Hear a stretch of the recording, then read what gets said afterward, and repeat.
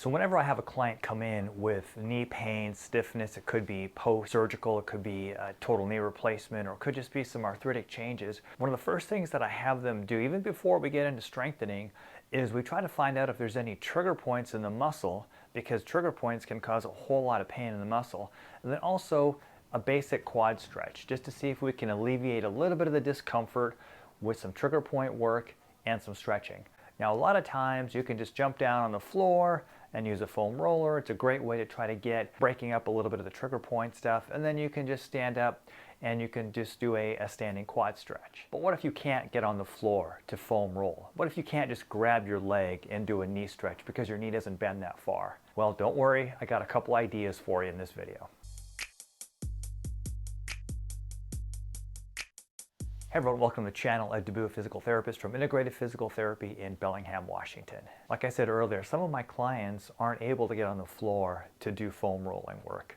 And so how else are they going to try to work some of these trigger points in their legs? Because we can have all sorts of trigger points within the muscles of our legs that just increase the pain and discomfort that we have. So learning to work them in a simple, easy way can be a factor in helping to reduce pain. In order to work the trigger point, you are going to need a little bit of a tool. Now, this is just a PVC pipe. This one's really particularly long. I use it a lot for demonstrating shoulder range of motion. But if you're using it just for your leg, half this size would be fine, so like a 3-foot section. You could also use a broom handle if you wanted to. You could use a dowel. What doesn't work as well is when we have those massagers that kind of roll up and down the leg. And the reason is because I want you to be able to kind of actually squeegee out, almost like you're trying to push fluid out of that muscle. And if I roll it, sometimes it's hard to get that type of pressure. So what we're going to do is this. Assuming you've got your PVC pipe here, we're going to take our leg, and I'm obviously working my right leg in this example, and we're going to break it up into 3 different parts. So this is going to be the top part here, then I'm going to work the inside, and then I'm going to work the outside. And I'm going to sit at the edge of my chair so my leg is pretty straight. So I'm going to start all the way at the top, and I'm going to put firm, steady pressure all the way down. Remember, this leg is straight. You're going to try to keep the muscle as relaxed as possible. 8 to 10 times all the way up and down. Now, it might feel kind of lumpy, might feel kind of tender, but what we're doing first is we're just assessing the whole thing. You're going to come down right to the top of the kneecap. You're not going to roll over the kneecap, but you're going to come right to there and all the way up.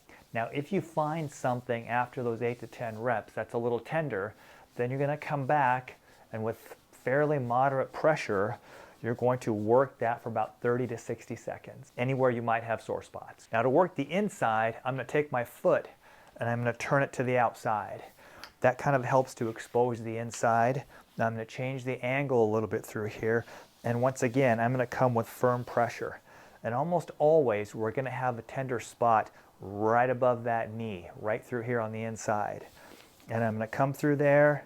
First of all, 8 to 10 times. I'm just going to explore the whole area. And then where I'm sore, I'm going to linger with pretty firm, moderate, face-cringing pressure for about 30 seconds to a minute. The last one we'll do is we'll work the outside of the leg. So I'm going to turn my foot to the inside. That's going to expose this lateral part through here. And once again, I'm going to come all the way on to here, 8 to 10 times first, and then where it's tender, I'm going to come back and give that 30 to 60 seconds worth of work. Now, you want to repeat that sequence if you can daily, and that's why it's so important to do this trigger point work at home. People will say, well, I get a massage once every couple weeks, which is great, but that's not really what we need for trigger point work. Then after you do the trigger point work, so now in theory, I've worked my entire leg, inside, outside, top, anything that's tender, I've given it about a minute worth of work. Now we're going to go into a stretch. Now, a lot of my clients that have a significant arthritic knee or just even a knee replacement, they're not just going to be able to grab the back of their knee. So it's going to take a little bit of a setup. So what you'll want to do, I have a rolling chair, but please at home don't use a rolling chair. I'm just at work. But what you'll do is you'll have something firm that you can hold on to, and then take the leg that you want to stretch on a chair or something like that, or your bed. Now the key is that I need this knee to be behind your hip as opposed to in front of your hip or even lined up with your other leg. I want it to be behind. Then once it's behind, then what I'm going to do is I'm going to stand up nice and tall. And that should give me a little stretch of the quad. Now see, I don't have to worry about having to grab it with my arm, and I'm getting a good quad stretch. Now you have two variables to get a better quad stretch. I can do a slight dip, a slight bend with my support leg to get down a little bit lower, or I can just prop my foot up on something a little bit higher. But the idea is with the stretch should not be really face cringing. I want a solid stretch, but I want you to focus on your exhale and breathe through it.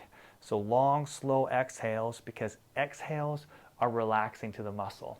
And ideally what you want to try to do with that is, I would love for you to do a 30 to 60 second static stretch and repeat that 2 to 3 times. Like I said earlier, I like to get my clients started on trigger point work and stretching even before we get into the strengthening, only because sometimes their knee is so painful that the strengthening exercises actually can irritate the joint. At the end of this video, I'll put some links to some basic strengthening exercises, so hopefully once you do the trigger point work and the stretching and your knee starts to feel better, then you can go right into some strengthening exercises. Hey guys, if you have any questions, please leave it down below. If you haven't subscribed to the channel, please consider doing so, and ding, turn on your notification so you never miss another one of our videos. All right guys, take care until next time. We'll see you.